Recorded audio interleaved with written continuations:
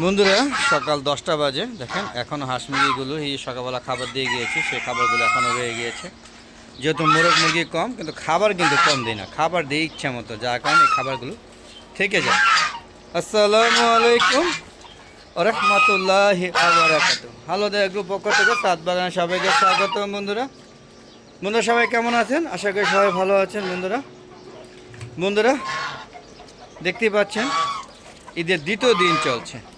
দ্বিতীয় দিনের কার্যক্রম ঠিক ঈদের দিনের মধ্যেই সবাই আনন্দ নিয়ে ব্যস্ত। আমি এই হাঁস মুরগি নিয়ে ব্যস্ত। আসলে হাঁস মুরগিগুলোকে আমি খুবই ভালোবাসি, যার কারণে আমার ভালোবাসা আবার বেশি দিন টিকসই থাকে না। হ্যাঁ, এটাও আমি ছোটোবেলাও দেখেছি, এখনও তাই দেখছি। আমার ভালোবাসা আস্তে আস্তে ছোট হয়ে যাচ্ছে। পুরো ছাদটা যখন খুলতাম, হাঁস মুরগিগুলো প্রচুর ছিল এবং বিভিন্ন প্রজাতি, প্রায় 50 প্রজাতির মুরগি আমার ছাদে বিদ্যমান ছিল। শেডে, উন্মুক্ত অবস্থায়, খাঁচায়।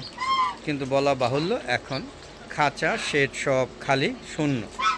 এই যা আছে যে উন্মুক্ত অবস্থায় এই কটা মুরগি আছে, উন্মুক্ত অবস্থাও অনেক মুরগি মারা গিয়েছে। হ্যাঁ, যেমন টার্কি, মিশরি ফার্মি, টাইগার, তারপরে দেশি মুরগি, হ্যাঁ, তারপরে রাজহাঁস, চীনা হাঁসের বাচ্চা, এগুলো মুক্ত অবস্থায় ছিল। আর বাকি যেগুলো ছিল এগুলো সব শৌখিন মুরগিগুলো, যে ধরনের বাংলাদেশে যত প্রকার শৌখিন মুরগিগুলো আছে, সব মুরগিগুলো আমি শেডে আবদ্ধ অবস্থায় পালতাম। বিশ্বাস করেন কিনা যায় না, একেবারে 3 দিন বা 2 দিনে আমার পুরো ছাদ খালি হয়ে গিয়েছে। এগুলো এখনও টিকে আছে, এইগুলো ভালোবাসা এখনও বিদ্যমান, মানে ভালোবাসা ছোট হয়ে গিয়েছে। পাশাপাশি আমার যে কবুতরগুলো ছিল, সেই কবুতরগুলো একদম খালি হয়ে গিয়েছে। এর কারণ হচ্ছে কবুতরগুলো প্রতি রাতে চোরে এসে চুরি করে নিয়ে যেত, যার কারণে কবুতরগুলোকে কিছু সবগুলো সেল করে দিয়েছি। 2-1টা কবুতর আছে এখনও, ওই যে দেখুন এখানে 2-1টা আছে। এখন লাল কবুতরগুলো ছিল, 2টা হোমা কবুতর ছিল, আমি দেখছি না, সম্ভবত এগুলো উড়ে চলে গিয়েছে। বেশ কয়েকদিন ছিল, আমি কিন্তু দেখতেছি না। মানে পুরো সেট একদম খালি, আপনারা দেখতেছেন পুরো শেড।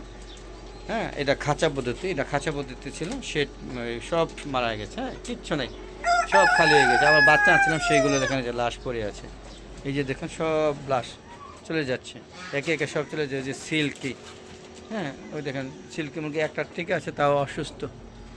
সর্বোপরি না লাল আছে, ওই যে হুমা, ওই যে ওখানে আছে, ওখানে বিদ্যমান আছে। ওই যে কয়েকটা কবুতর আছে, মোট 6টা কবুতর আছে। তাও এগুলোকে মনে হয় বহুত চেষ্টা করছে বিক্রেতা নেওয়ার জন্য। হ্যাঁ, বহুত চেষ্টা করছে, খুঁজে 200টা দাম দিয়েছে, আর 20টা খুঁজে পেয়ে এমনি নিয়ে গেছে দাম ছাড়া। আর এই 6টা কোনো অবস্থাতে খুঁজে পায় নাই, কিন্তু সকালবেলা দেখে 6টা বেঁচে আছে। যাক, এই 6টা যদি বেঁচে থাকে তাহলে আবার আমার ছাদে যে কবুতর পালি, কবুতর অংশ ভরে যাবে। দেখতে পাচ্ছি আমার দেশি 3টা মুরগি এবং একটা মোরগ। দেখেন এটাও দেশি মোরগ আছে, দেখেন এই যে 1টা 2টা 3টা 4টার মধ্যে এটা সোনালি। দেখেন ওরা নিজের মধ্যে ঝগড়া করছে। হ্যাঁ, আরও একটা দেশে আছে, আর এই যে শোকের একটা মোরগ আছে। সর্বোপরি এই হলো চালান আমার। হ্যাঁ, এই যে দেখেন রাজহাঁস, কিছু চীনা হাঁস আছে, এই যে দেখুন কিছু চীনা হাঁস আছে। আর এই যে আমার দেশি মোরগ, দেখেন এটার নাম লাল্লু। এটা আমার শেডের একদম প্রথম 2 বছর পরের থেকে আছে। এই যে দেশি মুরগি একটা আছে। এই হলো ছোটোখাটো সংসার। তো বন্ধুরা, আপনারা কিন্তু ভালোবাসা ছোট করবেন না, ভিডিও ছোট করে দেখবেন না, বেশি বেশি দেখবেন, সম্পূর্ণ ভিডিও দেখবেন এবং শেয়ার করে সবাইকে দেখার সুযোগ করে দেবেন। আর আপনারা বলবো ছাদ বাগান করুন। ছাদে দেখেন কত সুন্দর থুকায় আম ধরে আছে, দেখেন কিউজাই আম, সবচেয়ে বড় যত খুব সুন্দর আম। দেখতে পাচ্ছেন ওই ছাদও আছে। চলুন ওই ছাদটা একটু ঘুরে দেখাই। হ্যাঁ, দেখেন আজকে একটু মেঘলা আবহাওয়া, জানি না বৃষ্টি হবে কি না, তবে বছরে কিন্তু একবার বৃষ্টি হয়েছে, প্রচুর বৃষ্টি হয়েছে। দেখেন ছাদে বাতাস দুলছে, আপনারা বুঝতেই পারছেন। এখানেও আমার হাঁসের বাচ্চাগুলো আছে, দেখেন এগুলো ছোটো ছোটো বেবি ছিল। এইগুলো অনেক কাহিনী আছে, প্রায় 60টার মতো রাজহাঁসের বাচ্চা আনছে, এর মধ্যে 5টা টিকে আছে।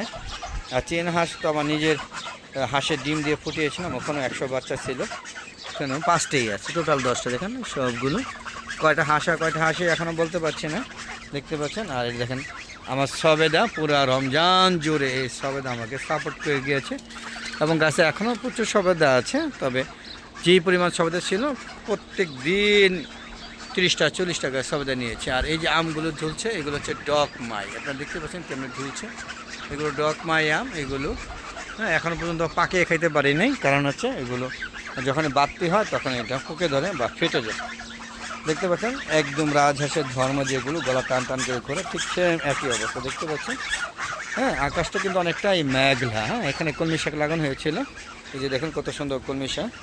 হ্যাঁ, এখান থেকে অলরেডি নিয়ে গতকালকে খেয়েছি, গতকালকে না গত 2 দিন আগে। হ্যাঁ, তো বন্ধুরা এই যে বড় গাছগুলো কেটে দিয়েছিলাম সেগুলো আবার নতুন করে পুকুরে ছেড়েছি। তো বন্ধুরা ভিডিওটা বড় হয়ে যাচ্ছে, কারণ আমরা দ্রুত একটু সুন্দর আম মানে শৌখিন আম যেগুলো আপনারা বলেন, এটা হচ্ছে কিং অফ চাকাপাত। দেখতেন কত সুন্দর। হ্যাঁ, যদি প্রচুর ছিল ঝড়ে পড়ে গিয়েছে। এটা হচ্ছে আমরুপালি। হ্যাঁ, দেখেন অনেক ধরেছে, তবে আরও বেশি ছিল, ডাবল সব পড়ে গিয়েছে। সর্বোপরি এই যে এটা হচ্ছে হিমসাগর, ছোট ছোট আছে, এটা ল্যাংড়া। ছাদে আপনারা ল্যাংড়া করেন কিনা জানাবেন, আমি কিন্তু ছাদে ল্যাংড়া আম লাগিয়েছি, তবে অনেক আম পড়ে গিয়েছে নিচে দেখেন। তাহলে খাবার কম হয়তো বা মাটি কম, এই কারণে মিয়াজাকি গাছটায় আম ছিল, সার দেওয়ার কারণে নষ্ট হয়ে গেছে। এটা হচ্ছে হাড়ি ভাঙা, কয়েকটা আছে, 3-4টা আছে, 2 কটা টিকে।